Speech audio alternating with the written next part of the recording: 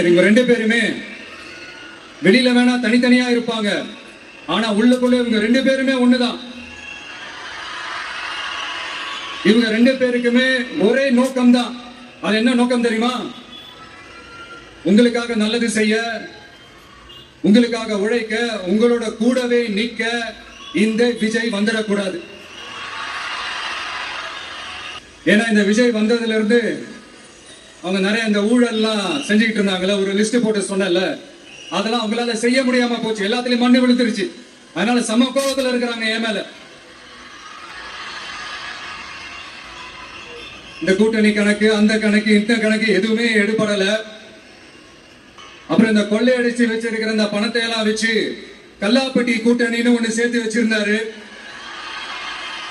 அது எல்லாமே இப்ப கலகலத்து போய் நிக்குது. டாப் தனியா, பாட்டம் தனியா, ரீப்பர் தனியா, ஜாயிண்ட் தனியா, அப்படி நிக்குது தனித்தனியா.